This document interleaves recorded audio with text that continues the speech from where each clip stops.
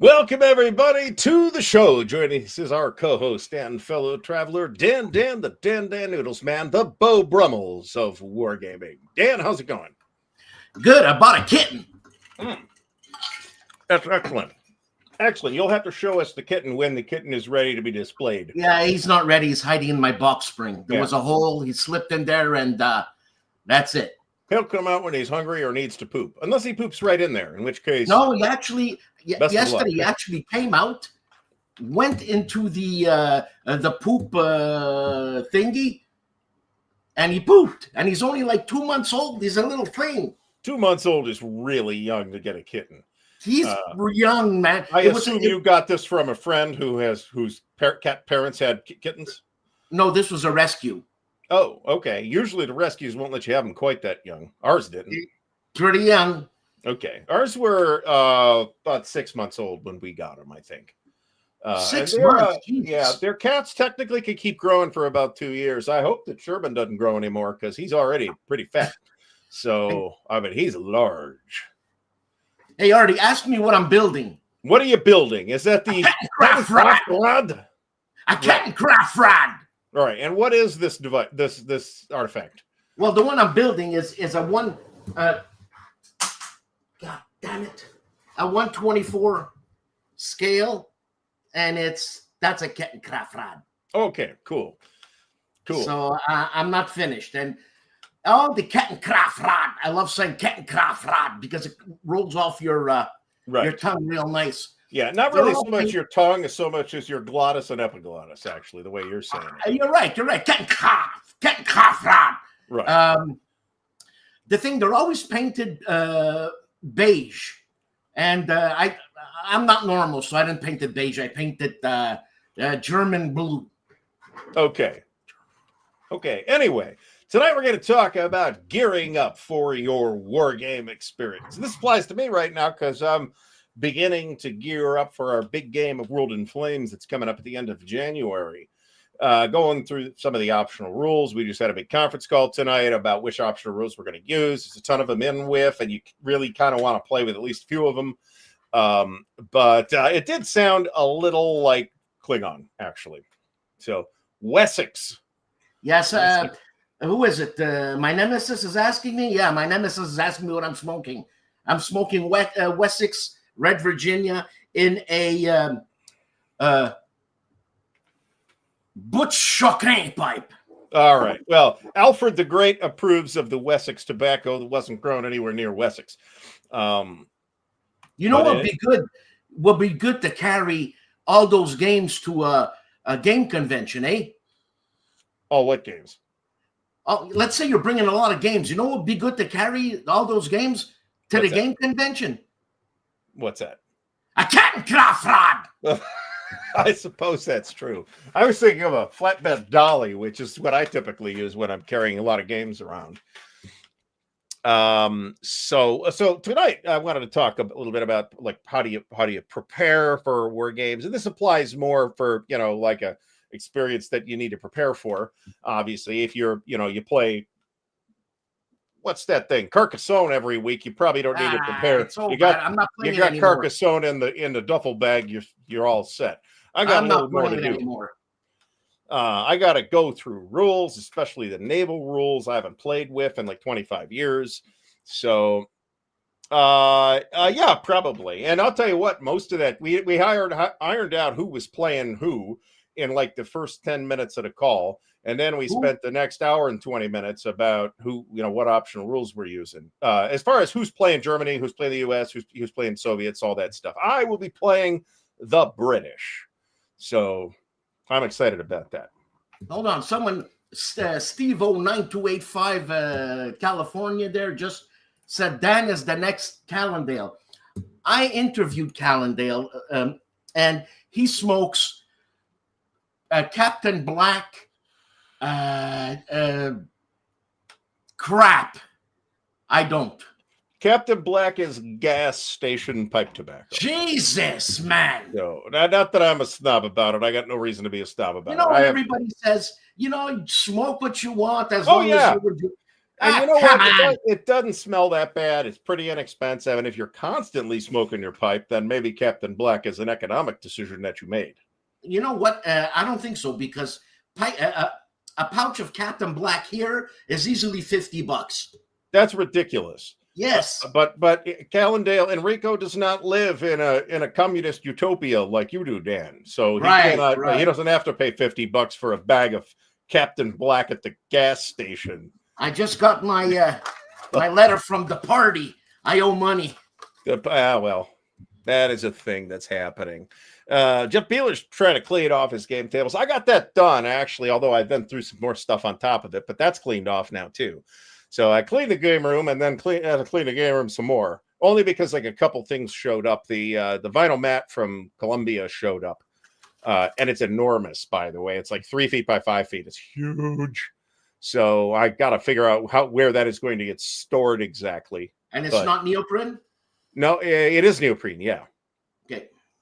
It's not. It's really nice. I kind of thought it would come with grommets because the vinyl Eurofront map came with grommets, and I was like, oh, cool. Yeah, this would be great. I'll just put it on the wall. It in fact did not come with grommets, but I could, in principle, put my own grommets in it. I got the tools for that, so it's not a big deal. Outstanding. Michael Perret has ordered Collector's Edition Deluxe, hopefully from our good friends at Noble Knight Games, and using my affiliate link. Thank you very much. But even if you didn't, it's a great game, and I think you're going to get enjoyment out of it. So this is kind of boiling it down. Pick the game, learn the rules, set the game up, play through the game. There you go. I mean, I don't know that I think this is a necessarily sufficient approach for something like World in Flames, which is going to have like a lot of different mechanisms in it doing different things, and which doesn't have anything resembling like a unified mechanic that kind of runs the entire game, like Unconditional Surrender does, for example. If you learn the combat mechanic on Unconditional Surrender, you can also handle, with basically no additional mental overload, air combat, naval combat, strategic bombardment, all that stuff. So where in WIF you got different rules for all this stuff, although strategic bombardment is pretty straightforward. It's just you roll on a table. You know, I would send that. I would set up that game, World in Flames, on my table, but I don't think it plays well. I'm sure it plays well solo. It kind of does, because so while it isn't chit pull, it has some chit pull elements to it, in that when you build units, you are drawing a random unit, and the units vary, right? So you might get a good unit, you might get a crappy unit, and all you know is that, hey, it's an infantry unit or an armor unit or an airborne unit or whatever it is, and you don't necessarily know what the numbers on that air unit are. So there's really no hidden for information anywhere in World in Flames, unless you play with the optional, a couple of the optional rules, and those aren't ones that we're playing with. You know, having a chit pull on with that, what you just said there, you don't know what infantry, how many infantries, you don't know what you're going to get. Mm-hmm. Is not very simulation. My take on this is that if you are looking for the ultimate strategic level World War II simulation, that World in Flames is probably not the game you're looking for. It does kind of lean into itself as a game instead. That said, you know, it does have to maintain a certain level of verisimilitude and you know, feel like you're playing out the actual war. Which is one of the reasons why we're not playing with the pre-war add-on Days of Decision, but there's other reasons why we're not playing with that as well.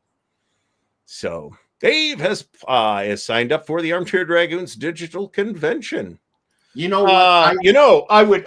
It's worth your time to figure it out to use Vassal again, because if you are going to play GTS, the Vassal modules automate a lot of the fire combat tasks.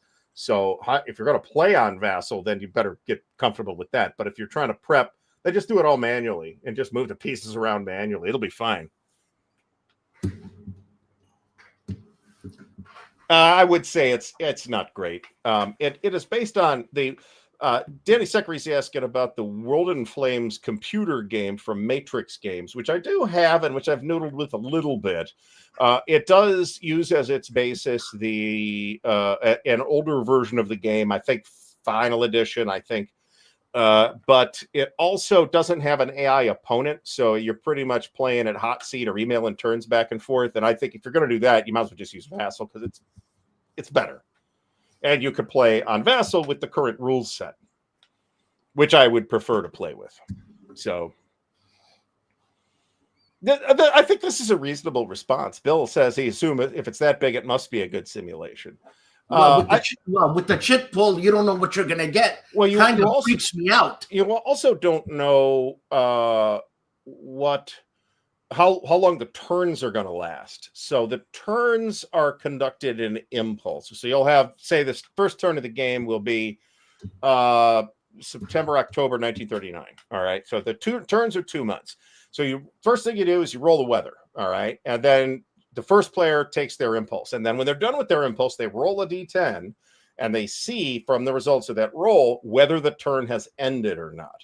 Now, there's no real way to end the turn after the first impulse, but depending on the weather will determine how many spaces on the impulse track the impulse marker advances. So if the weather is terrible, then it might go up 3 spaces, and then you're going to get into turn-ending possibilities as soon as like the second or third impulse.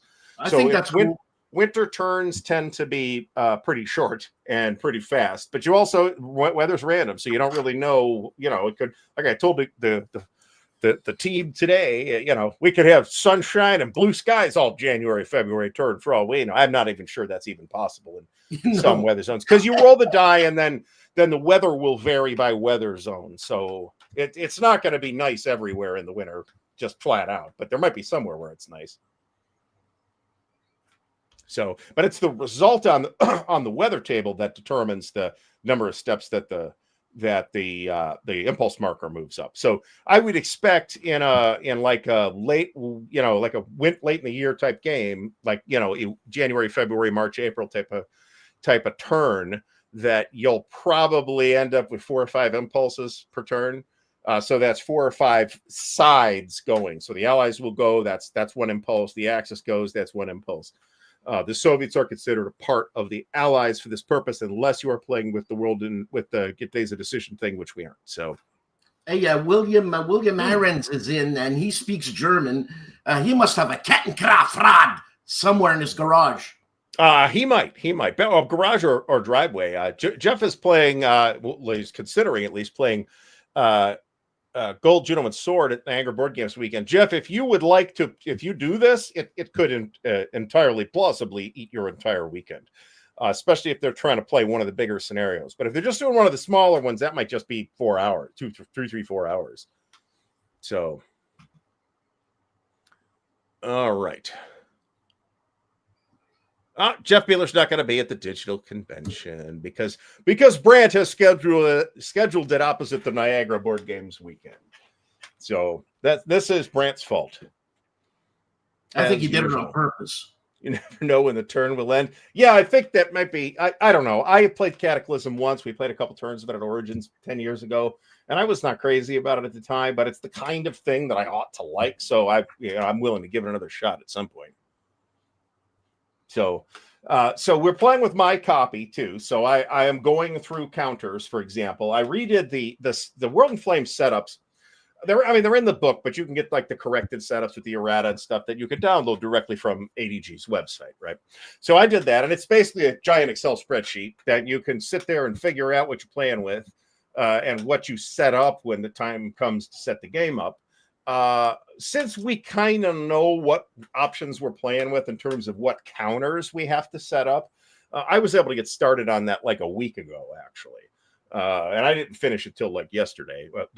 By finish, I mean the British, by the way, because there's like almost 5,000 counters in the whole. So I think it's 6,000 counters in the entire game. You can fit it on 2 4x8 tables. You don't have enough tables. I do. But a lot of people don't. 2.5 foot by 8 foot folding tables will 100% accommodate World in Flames. We use the little Dixie cups. You can buy these for, I don't know, 20, I don't know, maybe it's like $15 for a case of 300 of these little Dixie cups. So we'll use these for the force pools, and they can kind of be moved around and be a little portable. Back in the day, we used to use like box tops. So we would have like these towers of box tops just like stacked off to the side, so that, you know, this box top is the Axis, and this box top is more Axis, and this box top is the Soviet air, and so on. So it was a really terrible way to do it, to be honest. I'm glad we got the Dixie cups for this time.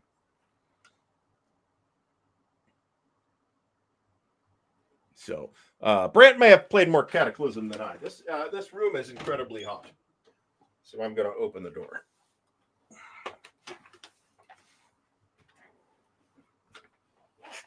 I don't remember enough about that. So in any event, though, Dan, I do think that World in Flames does solitaire pretty well. Where it is kind of a bitch to deal with is actually the setup, to be honest, because you've got like a lot of force pools to build. It's heavily dependent on how the units have been organized. So I've organized all the units by the year they come into the game. In you know, land units, sea units, air units for 1939. Okay, so it's not CHIT pull in that aspect. No, it's not CHIT pull. So every year, so when you start the game, you'll have like the 1939 units in the force pools. So those are the units. If you build an infantry and armor or whatever, it's a 1939 model, right? Where beginning of 1940, you put a bunch more units in the force pools. That are the 1940 units. At the beginning of 41, you put the 41 units in, and so on and so forth, all the way up, if you want, to like 1949, which I think is where it kind of stops. But I mean, we're not getting a 1949 at Winterfest this year, that's for sure. And don't forget the Matter Baby. The what? The Matter Baby. What are we talking about? The Matter Baby. What are you talking about? Don't forget the Matter Baby. What Matter Baby? Nothing, honey. Come on, Jesus! All right. Anyway, I am a humorless troll tonight. Apparently, that is a criticism I am willing to accept after the last couple of weeks. So it's all good. Yes, this was literally what I relax. So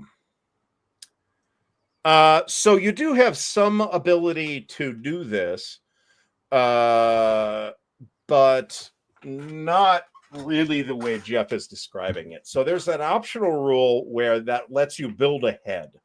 So if it's 1941 and you really, really, really want this 1942 air unit or whatever, if you are using that option, you can build ahead at a greater cost. I think that's probably, we didn't get to that one, but I think that's probably an option we won't use because I don't think it's really necessary. You're going to have plenty to spend the production points on already. Hey, Artie, when you set up a big game in your place, you got cats. Yes. What do? I have a lid for the table. You have a lid? Seriously? Yes. If you've seen the fancy game tables with the plate, you know, the boards that set down on the table. Yeah. This is not that. This is a thing I made in the garage. But it functionally works the same way. So I've got about a 2 inches of depth and a lip around the table. The lip is about 2 inches high. So I literally just have these two big 4x4 foot boards that I just go doot and doot, and the other one, and the board is covered and protected from the cats. And what happens if I'm setting up something? Oh, well, I take the lid off. I am not concerned about cats jumping on the game while it's being played. Which maybe I should be, because one of my cats has been known to do that kind of stuff. But no, we are not doing Days of Decision first, on purpose, for a number of reasons. I will tell you this.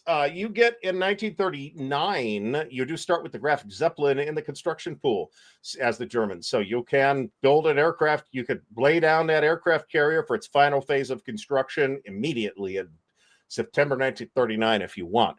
You as the Germans will also have plenty to spend your points on. And if you want to do aircraft carriers, you could totally do that. If you want to play Days of Decision, you do have a little more flexibility, but you are still limited to the dates that the units enter the force pools in. So I'm not sure you'd get anything but the Graf Zeppelin, even in 1936. Mike Bertuccelli's in the house. Oh, Mr. Mike Bertuccelli, there he goes. And he has managed to fix his user's name too. Nerd Workshop, thanks for stopping by. I think so. There's a lot of ships. So if you're playing with ships in flames, then as opposed to like the slightly more generic naval markers, they're not as generic as like World at War, where they're just naval strength points or carrier strength points. You get counters for every individual ship that was even considered getting built in World War II, and you get to decide what you're going to spend those precious production points on. I haven't gone through the Italian ships either, but I did go through all the British ships, and they got some ancient ass clunkers from the 19th century floating around on the sea in 1939. I think there's one or two that are that old, not that many. The Americans will have some old ships too. You could scrap units. You could say, I'm not going to repair this bucket if we're going to scrap it. So that helps the added benefit of getting potentially a weak unit out of your force pool, so you're not going to draw it in the future. So, Michael Pratt played Whiff at Consim Expo 2013. They got so frustrated with naval interception that they stopped after 3 days. Was this 3 days? Michael, was this I think this is pre-collector's edition, if I recall correctly. And I'm not a particular fan of American Flames. I think it's basically a fantasy game. And if I'm going to play a fantasy war game, I've got 2 games that have Lord of the Rings on them.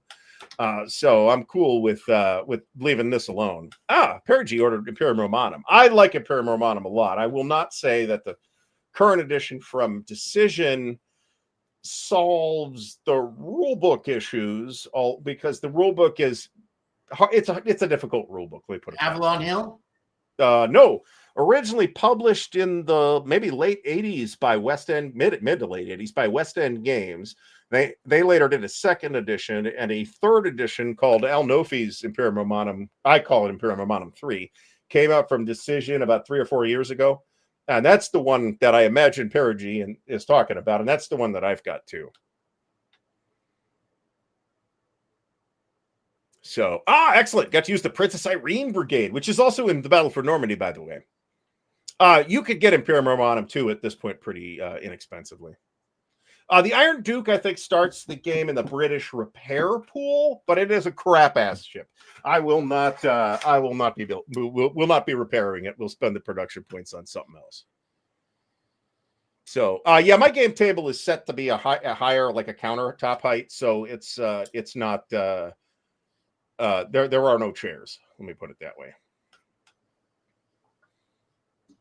So anyway. But I'm super excited about the opportunity to play this game that I've been talking to people about playing for a long time now, and haven't personally played myself in a very long time. So,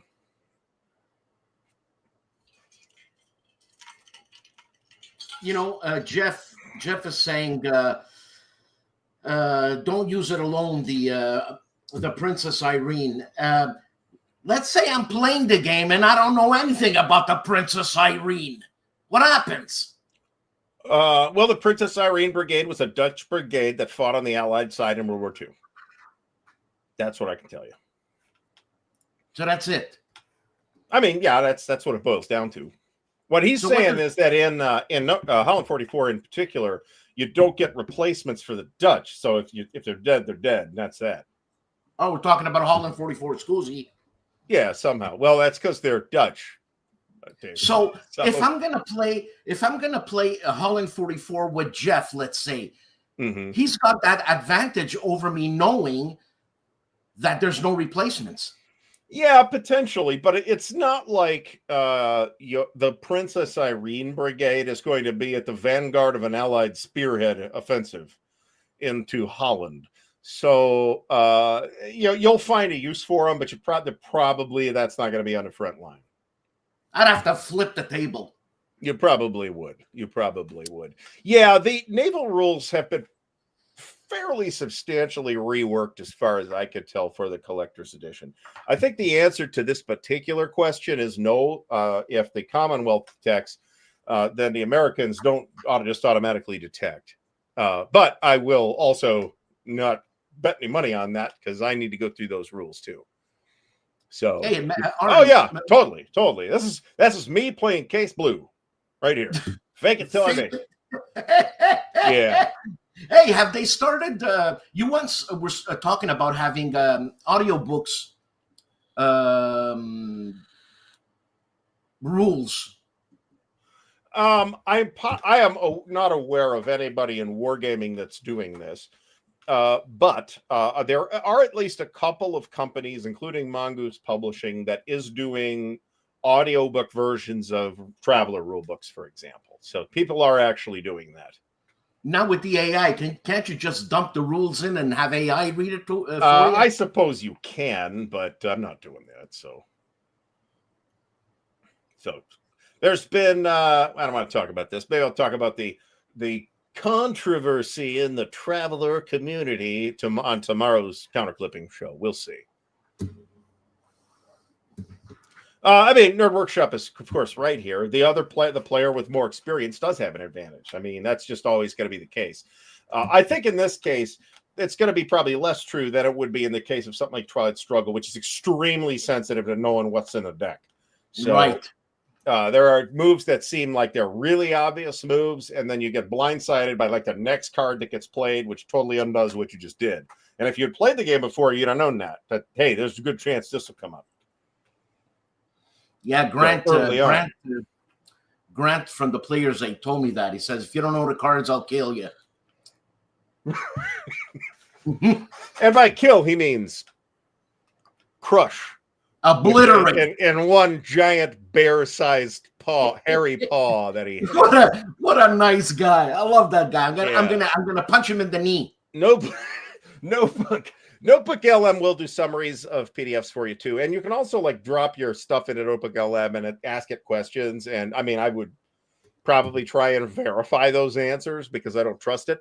Because let's face it, it's not. And I've seen the fake podcast. There's whole YouTube channels that are just the fake podcast from Notebook LM, like entire channels. I listened to this and I'm like, this sounds really good. They're like, I can hear the breathing and everything, and I'm like, well, I guess I got to watch out for these two fake voices. What do you mean you can hear the breathing in the microphone? So, yeah.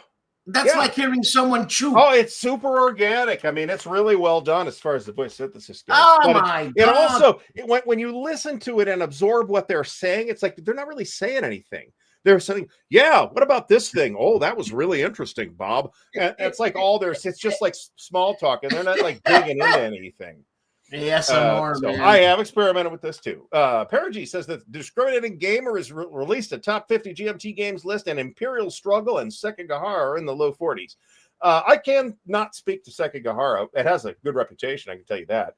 I have played Imperial Struggle, and I don't like it as much as some other GMT games. I don't know where I'd put it. Maybe not quite this low, but have I played 50 GMT games? Probably. Without actually like going through the list. I don't know. I agree with Bill completely on this. It's really annoying when you stumble across a very interesting looking YouTube video and then you realize 30 seconds in that you're listening to a robot. No bueno, in my opinion.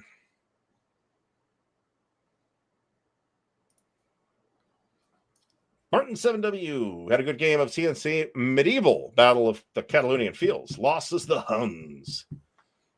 Excellent.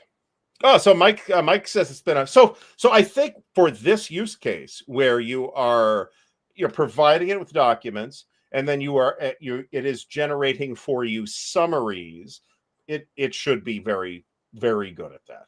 So Paths of Glory was 50th. That's a strange choice in my opinion. I think I never played that game. You should. It's really good. I would probably I'd probably put it in the top 15 for me for GMT. Yeah, I'd say top 50. I don't know that it's top 5 for me, but I think it's a very strong game in a lot of ways. I know it plays really well. That game. Also, not really a game that leans hard into being a simulation. It's a really solid game, however. It's not I know it's not a State of Siege game, but it reminds me of the map, a State of Siege type thing. But That's I don't just know because it's a point-to-point map, and States of Siege games are sort of point-to-point. Except States of Siege is a little different, because in States of Siege you tend to have a track. You'll have like multiple tracks, and things move on the tracks, right? And relatively infrequently, depends on which game we're talking about, do things move between tracks. So it's not quite just point-to-point. It's really kind of it's really tracks to the center that you are either defending or expanding from, or whatever it is you're trying to do based on the game that you're playing. You know, Artie, are there any war games of substance that use that system in certain ways? Like the Soviets are coming into Berlin, the Americans are coming in this way. You know what I'm saying? Can it be used like that effectively? I would say the person to ask this question of is Mark Herman, because he, in fact, built the military side of Churchill to function in a very similar way to the way States of Siege does. It's just that that's only like a third of the game. There's like another 2/3 of the game that is the negotiation, the conferences, and all that stuff. Right. So he's using that system for a certain aspect of the game. And for the level of like detail that you want in the military part of the game, in a game about the conferences between the big three, I think it is the right choice. The map for Congress of Vienna works in a very similar way, and not sure about Pericles, because I haven't played Pericles successfully anyway. You know, my brain and Mark Herman's brain were the same. Oh, definitely. That's what I said. AI YouTube is telling us that the thing that we're missing the most is Tai Chi. Admittedly, Tai Chi is pretty cool. You get to use a sword and everything. So I'd rather do Muay Thai. Can you imagine Dan doing Muay Thai? That would be amazing. And you know what? Don't laugh. I'm short, so my center of gravity is pretty good, man. So for you to kick me over, fair. I'm like a weeble. You know what I'm saying? That's fair. Jonathan Dyer, man. Reminds us that Cody Carlson is a professional historian, but he thinks he leans more into the game. I would love to ask Cody this question. However, what I would say is that I would think that his professional training allows him to see some level of abstraction in basically any game. And then he, as just a gamer, regardless of his training or whatever, has just found a percentage of simulation versus game that he likes and is comfortable with. So I think you're right, but I think he might elaborate a little more on this. You know, after we have Morris Suckling on, we should have Cody on, man. I wouldn't mind. I got his email address around somewhere, so I'll have him on. That'd be no problem at all. So that's incredibly dead on, Jonathan. I would love a poster like that. I would love a poster like that. Mark, if you're watching, I guess that makes you the Arnold Schwarzenegger of wargaming, and I think we're okay. We're all okay with that. He's a big guy. Dan gets to be the Danny DeVito of wargaming. Hey, I've been called worse. Yeah, exactly. Mark's a pretty big guy. He's not like a Jack Reachery towering man mountain redwood dude. But he's fair, but he's pretty tall. He's a big dude. He's bigger than me. You know, talking about a stupid name, Jack Reacher. Well, it's just, the show is fairly entertaining, I think. It is. At least once in every, I haven't read the books and I have no interest in doing so. I've seen the movies. But my wife actually has read a couple. The show is considered better than the movies, I think. It's on Amazon. The show is entertaining because pretty much every episode, Jack Reacher beats up some dickheads. Sometimes they are dickheads working for like the bad guy, and sometimes they are just random dickheads. I love that. That happen to be there. I live vicariously through Jack Reacher. Right, beating up dickheads.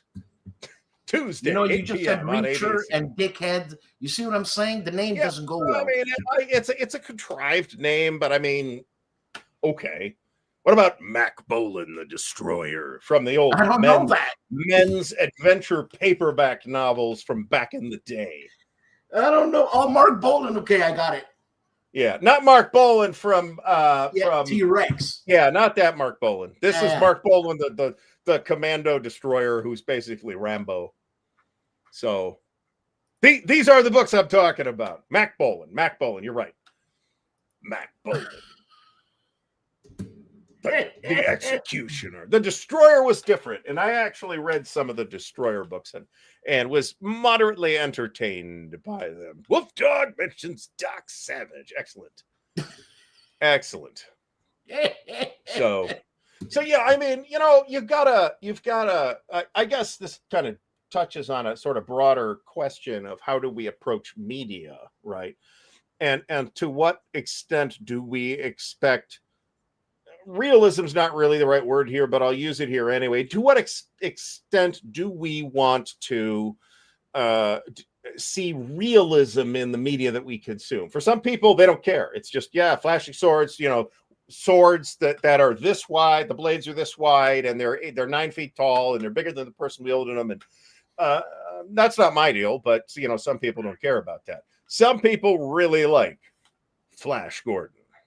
And it's amazing soundtrack by Queen. Of course, I've actually seen some Flash of these. Gordon. Flash. You're talking about a completely different project. Completely. Yeah. I would call there's a little bit of Mary Sue in Jack Reacher, let me put it that way, but that's also true of Doc Savage, which predates the term Mary Sue by many decades. So I do too, actually. Artie, you were talking about getting entertained, going to a movie on the big screen and getting entertained is a lot of fun. Now, for me, going to the movies, dark place, big screen. Remember, I'm crazy. Dark place, big screen, and watching something like keep that in mind, folks. Yeah, and watching something like I don't know, The Seventh Seal, something real, like The Bicycle Thief, freaks me out. Can't do it.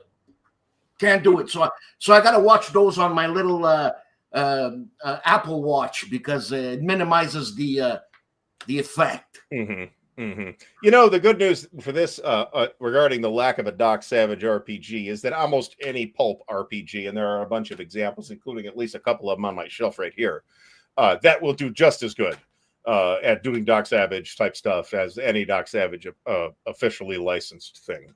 So another way to look at that is in terms of suspension of disbelief. If you just find yourself at some point in whatever, it's a book or movie or whatever, just find yourself unwilling to believe that what you just saw could actually happen, then that's an issue, right? But the media gets to set the tone of that too. And a lot of the media we see does manage it to some extent. Although there are also many counterexamples. So, no, I haven't seen the first one yet. I think it's on Amazon now. I should probably watch it. Actually, the wife will not be watching that one for me. There's one amazing scene where some dirty German is trying to pick on this monster of a man, and he gets the knife in the temple. It really well done. I've seen enough clips of it at this point to know this is actually a great example that is germane to our tribe. Okay, the Ministry of Ungentlemanly Warfare, the Henry Cavill Guy Ritchie movie. Now I've not seen the whole movie, but I have seen clips of it, including some fairly extended clips on the internet, and it is absolutely ludicrous. And it looks like a tremendous amount of fun to watch. So I kind of want to watch it. And sometimes that's okay. Sometimes you're not in the mood for that kind of thing, right? Sometimes you want gritty, historical, epic realism. And sometimes you want to just see Alan Ritchson stabbing Nazis repeatedly in the face with a Bowie knife. Jesus. And you get a lot of that in that film. Oh, man. You saw Inglourious Bastards? Yeah. Now, when I left that movie, I walked out of the theater thinking, what did I just see? I'm confused. There were certainly parts of it that I liked, even that I recognized at the time. And it took me a couple of days probably of thinking about the movie I had just seen to realize that it is a revenge movie that happens to be set in World War II, not a World War II movie that happens to be directed by Quentin Tarantino. Yes. That's all that said, though. There's a lot of great scenes. There's amazing performances. Christoph Waltz is magnificent. Oh my God, that guy's amazing. Who saw the movie knows. This is absolutely true. I will point out that on one episode of the Flash TV show that was on the CW a few years ago, they did use the Queen Flash Gordon theme for the Flash, and it was actually a pretty good opportunity for them to do that. That's a great soundtrack. I am confident that particular clip is on YouTube because that's how I've seen it. I didn't watch the episode or the show very much, so. Well, I agree with this too, but by the time we saw that, although we did see that fairly early on at Toulon, didn't we? I was already pretty much checked out of the movie, thinking, "Man, this is just a colossal turd." So, what? There was no trench warfare in Napoleon. I wouldn't say that there was no trench. I mean, not World War I style trench warfare. Let me put it that way. I think you actually see them digging trenches at Waterloo or something like that. Am I remembering that correctly? I don't know. I fell asleep during Austerlitz in that movie, so I may have missed some things. And who didn't know? It was Ridley Scott who did Napoleon, the latest one? Because we haven't sufficiently covered this topic already, despite having done an entire show, which went like 20 minutes over of me and Jim Ozarski complaining about it for an hour and a half. So... Yeah, but you got Jim Ozarski, man. You know, man. That's true. That's true. Yeah, so I've got Spirit of the Century, although I think it's in the to-go bin. Pulp Fantastic I've heard of. There's one from Adamant Entertainment that I can't remember the name of. White Wolf's version is actually, just adventure. That's actually pretty good. Hollow Earth Expeditions, I have not really looked at it. That looks pretty cool. So that's my reviews of all those. It is a Cabela's shirt because we got my parents have a Cabela's right around the corner from their house, and they got me a Cabela's shirt at some point. So, I mean, this is also true of the Ministry of Ungentlemanly Warfare, to be fair.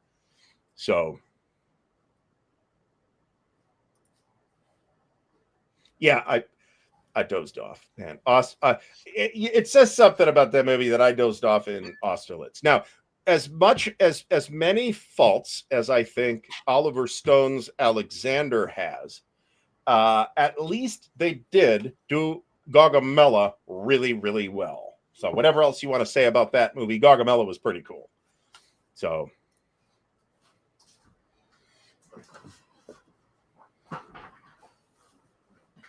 anyway.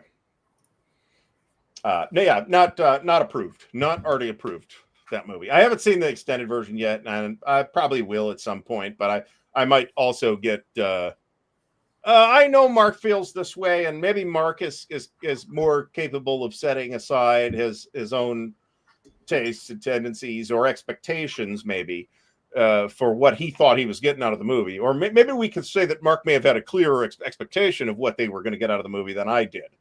Maybe I was let down. Maybe he just looked at it as entertainment. Well, and I guess that's fine. But, I wanted something a little better. So, yeah. By the way, I know we discussed this. Who's the guy that did, was it Waterloo? What's his name? Tarkat? No, the actor. Oh, Rod Steiger? Rod Steiger. So the one before that, the silent one, don't tell me that's Tarkovsky. No, I'm pretty sure it isn't. I'm pretty sure Tarkovsky would have been a toddler at that point. Right. Have you ever seen that one? The silent one? No, I have not. So I know. Bill's got a fair point here. It is just a movie. It doesn't mean I have to think it's any good or worth watching again. No. So it has just gone into the pile of movies that disappointed me, and that's a big pile. And then I don't think I'm going to need to revisit at any point. The Montreal Symphony Orchestra did a live music, whatever, of that Napoleon show, of that Napoleon movie. Yeah. I've never been to such an event, but I've seen that done with things like the old silent Dracula movie, that kind of thing, and that actually would be really cool. So I mean, if you had asked 35 years or whatever, however long it's been, 40 years ago, who's going to be, one of our primary, our best known actors and producers and all that stuff for World War II material, how many of you would have said the dude from Bosom Buddies? So I don't know about this. Mel Gibson has made a lot of good stuff. I thought almost every one of his movies was well made. Who is this? The movie that anything that he directed, I should say. What's his name? Mel Gibson.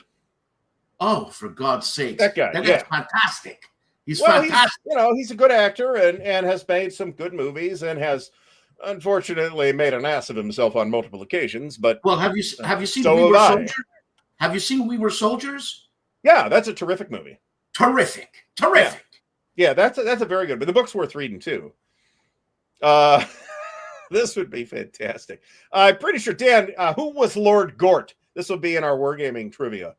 Lord Gort. Isn't that the guy in I Am Gort? I Am Gort. Talatu Barada Nikto? Yeah, no, not that Gort. No, I have no idea who the hell Gort is.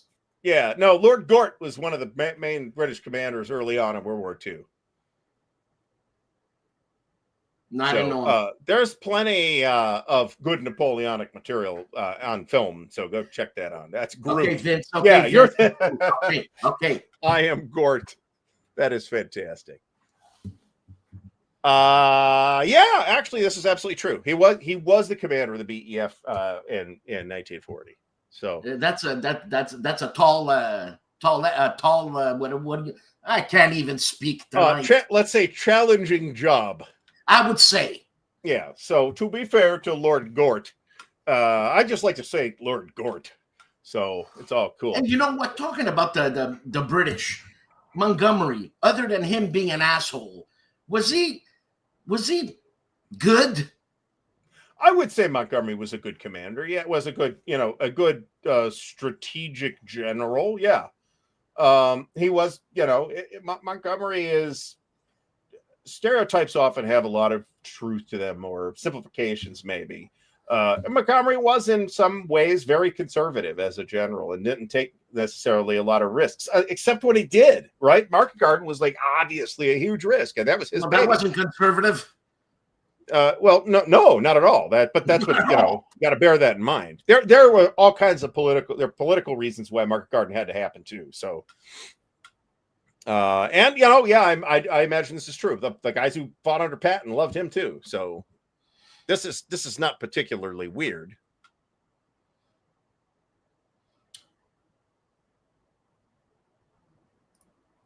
This is true, but don't forget that Patton commanded forces took a lot of casualties too, a lot more than forces commanded by other generals at the time.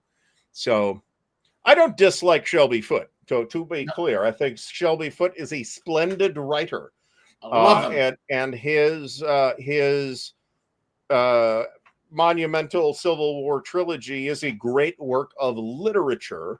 Yes, and it's not a bad place for somebody interested in the military history of the Civil War to start. That's right. I have just always cautioned that people should read other stuff too. Yes. And you could read James McPherson's Battle Cry of Victory, for example, which is the book I like to recommend because I think it's a really good one-volume thing that talks a lot more about, hey, why is this happening than necessarily Shelby Foote does. I don't really buy the argument that Shelby Foote was like intentionally trying to lost cause-ize his narrative, but de facto it is probably also indisputable that he did, in fact. I just don't think that was by design on his part. By all means, read Shelby Foote. He's a terrific writer. He was, in fact, a novelist, not a historian. So treat them as the same as you treat what's the Michael Shara book that Gettysburg is based on. Fuck. Somebody will say in the chat, angels.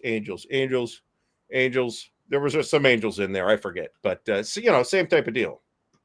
Artie, talking about books, Ben Hull, when we interviewed him here on the show, he told me to read or get an audiobook of Spearhead. I forget who wrote that, but that was the famous battle at Cologne. At Cologne, the two tanks there. At where? Cologne, was it Cologne? Cologne. Okay, yeah. Okay. Well, the Germans call it Cologne. I know that. All right then. Well, I'm from Ohio. I call it whatever I damn well please. That's true. So, this is interesting. Richard Lord says that his uncle fought in Patton's Third Army as an infantryman and hated Patton. And Char's book, as several people have mentioned, is Killer Angels, the Battle of Coles. That is the battle Dan is referring to, in fact. It was a battle over some very attractive striped polos. That was that book was really good, man. Really good. So it's supposed to be a good book. I have not read it. I have read The Killer Angels, though. This really kind of does strike me as an after-the-fact rationalization on the part of whether it was Montgomery or Browning or whoever it was that was in the bag for the failure of the operation. So I'm not really sure I'm buying this, to be honest. But and let's face it, Jeff, as you will be aware, Montgomery, who was the mastermind behind this plan, did not give the tiniest shit about the job that would be assigned to the Canadians of taking the Scheldt. So, or the Polish. Or, well, them too, yeah. I mean, what the hell happened to intelligence? Well, the Allies had really good intelligence throughout the war, really, against all of the... Not a Market Garden.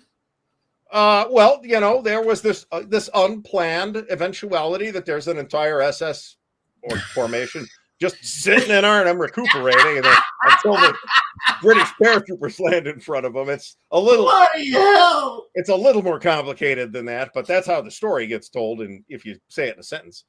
I mean, listen, I'm criticizing these guys, and I would be totally inept. Oh, we are armchair. Let's face it. We are, in fact, armchair generaling the entirety of World War II. Yeah. But that is something that we as war gamers do. So it's okay. And these guys are all dead, so nobody's going to be offended. Yeah. Well, somebody will situation. It's 2025. Somebody will probably be offended, but I don't care. You know, you put me in that situation. You say, okay, we're going to do Market Garden. Okay, get some tomatoes, get some cucumbers, this and that. We're planting a garden. That's what I would have done. Yeah, this is absolutely true. A lot of the generals that, a lot of times, this is because they're very aggressive generals. Patton was a very aggressive general. He took a lot of ground, lost a lot of guys. So that is kind of how it works. It's just not something we normally see in wargaming because of the granularity of typical war games. Just aren't going to reflect that. It's below the scale of the simulation. But I don't think that type of operation is ever going to happen again with that many men. No way. Attritional warfare has been modeled in war games, though. I mean, I think probably the best and cleanest example I could think of off the top of my head is the World War I or First World War, whatever it was called. It's a Dunnigan design from, I don't know, like 1973, 74, 72, something like that. There's been tons of videos on this. Decision has redone it at least once. It's a really interesting game because the units never come off the map for the most part. You just lose manpower. And you just, if you're the French, for example, you just hire taxi cabs to take some more guys to the front, give them rifles, and off they go. Right? Slightly more complicated than that. I love the French. So,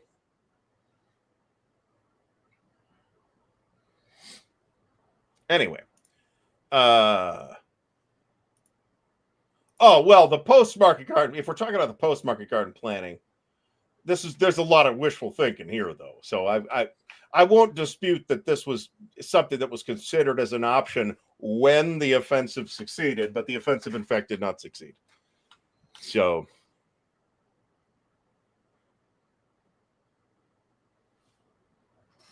all right, so Jeff says that Al Murray and James Holland think that part of the problem of Market Garden was that they did not try to do it with only the first wave, so that they would not have to guard the empty fields for the subsequent waves. I would be interested in seeing the details of this argument. Let me put it that way. So, isn't that kind of stupid? That's why I want to see the details of this argument, because there's a lot of variables here, and I would like to give these two gentlemen and Jeff the benefit of saying, okay, I am aware of this argument now. Let's take a look at it. That's the rational thing to do, is take a look at the details, and then maybe I'll agree or disagree or whatever. So what war game are you going to set up next, Dan, using all the preparatory material we've provided to you in this episode? You know what? You asked me at the beginning of the show, behind the scenes there, and for some reason, it's D-Day at Omaha Beach. I think I'm going to set that up again. Super solid game. I would download the possibly Stuka Joe created. Oh, I have it. I have it. Flipbook thing, because it really helps. It makes playing the game it does. super easy. So highly recommend it. And in fact, I've only played 2 of the games in that series, but the whole series is rock solid. So, well, the games I played in that series are rock solid. Let me put it that way. The first cards, I forget what he calls those cards, was RAF, Battle of Britain, John Butterfield's game. And man, those cards make that game enjoyable right away. Yeah. They really help. These are all, for those who don't know, these should be all downloadable on Board Game Geek. They really speed the onboarding process. Absolutely. Get you playing the game a lot faster than you might otherwise have done. So, all right. So, yeah, and I agree with Bill. It is a brilliant game design. It is. That's John Butterfield, man. Or the last time that some other people of my acquaintance played Market Garden in GTS, you just dropped the entire British 1st Airborne in downtown Arnhem. Problem solved. So that would be I'm not sure if there's an official optional rule that says you could drop wherever you want, but they did that, and it was a disaster. So this is one of the things that Browning is criticized for, in fact. Yes. So I've seen other people try and make the case that they didn't think that was particularly a big deal. I mean, I do think that the movie sums up in a broad way the challenges faced by the Allies during Market Garden, and it kind of shows you some of the dimensions for all of them. This was, I think, this might have been in the movie. I forget, to be honest now. Although I shouldn't forget. I've seen the movie 2 times probably. So we are all just trying to do videos as awesome as Stuka Joe, aren't we? God. So, and you know, he's never happy with his videos. He always does a reshoot, and the first videos are fantastic. So, yes, I actually did video editing today, so I am pleased with myself. And there will be a video released on Tuesday, which will be a designer-assisted unboxing special, so stay tuned for that. This is probably the game from the Westwall Club that I am most interested in playing for this reason exactly. It's a fairly small, fairly compact, fairly quick-playing Market Garden game, and I'd like to see it in action. So. Oh, I didn't know he did sequence of play cards for Zeppelin Raider. That's cool. My next game is probably going to be the practice game of World in Flames, actually, in preparation for our late January actual the classic game. edition? No, the collector's edition that we're playing in a month and a half. 2 months. Well, I was talking to Dan about this. I'm going to try and send that email. I've got Maurice's email, so I'm going to try and get him for sometime in the next couple of weeks. So we are still on this.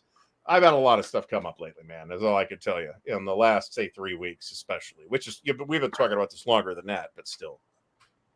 I mean, I have no doubt that this is within the realm of believability, but at that level, I don't know, maybe I don't care.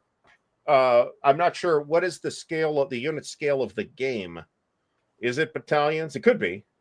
Yeah, I don't know, but not having 2 battalions is a big thing. Yeah, that sounds wrong. It sounds like it looks, just based on what I know of it, which is not that much, it sounds like a regimental level game. So that may have just gotten left out of the OB. I don't know. So in a battalion of U.S. gliders, how many gliders are there?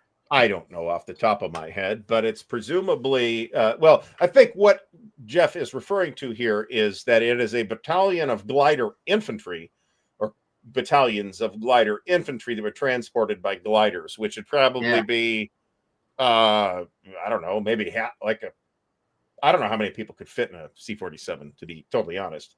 So there's that. We should do, one day, maybe we'll do this. Are you kidding? Hey, Dan, all you got to do is come down here, man. I got space. I can put you up for a week. We eat some terrible Ohio food, including some Akron fried chicken, which is what this area is best known for. And some of the worst Indian food you could possibly imagine in your friggin' life to be found here in Akron, Ohio. And the Chinese food's not that great either. We play World of Flames. I mean, you got the rules. You could start reading the rule book tonight. And so Artie, is it Origins that I'm coming down to? Correct. Okay, what are we playing? I don't know yet. I don't know what I'm playing yet. I'm not running anything this year. I said I'm not going to run anything this year because it's freaking exhausting. I want to just attend the convention as a convention attendee and not. I mean, there are certain things I will agree to do, but. I don't need this. I've got a shed. You can go out behind the shed, and I'll just get the hose out and hose them off on the way out. It's going to be fine. Hey, I'd love to go to Montreal. It's just not happening anytime soon. Listen, Montreal, you can't say anything bad about the food anywhere. Anywhere. Nobody's trying to say. In fact, nobody on any of the shows on which there's probably 100 shows that we've done, Dan, on which this has come up. And I'm pretty sure nobody has tried to make the case, wow, the food in Montreal just sucks. Nobody has said that. Not once. All right, this is fair. I have not looked at this game closely at all. So, to be fair. And I would love to go to Montreal. So I'd like to go to Toronto, too. Or Vancouver, for that matter. I don't know. Toronto's huge, man. Go out to the Canadian Northwest where they film all the sci-fi television. That'd be great. If you come to Montreal, first place we go is Schwartz's smoked meat house. The smoked meat? Yeah, I got to try the smoked meat. I'll probably kind of freak out. The first thing I'll say is, this is outstanding pastrami, and get the shit beat out of me by Jacques, the guy cutting the smoked meat behind the counter. Yeah. So, all right, folks, we are out of time. So we're going to wrap this up this evening. We'll be back next week at the usual time, 7:30 p.m. Eastern time, hopefully with a very special guest, but we will see. Tomorrow night is the Counter Clipping Show, and Tuesday at 10 a.m. we have a very special unboxing video assisted by designer Justin Facino as we take a closer look at the very nice-looking Seljuk. So everybody have a great rest of the night. He is so weird. We got to deal with this every week, man. Every week. Anyway, everybody have a great night. We'll see you again soon.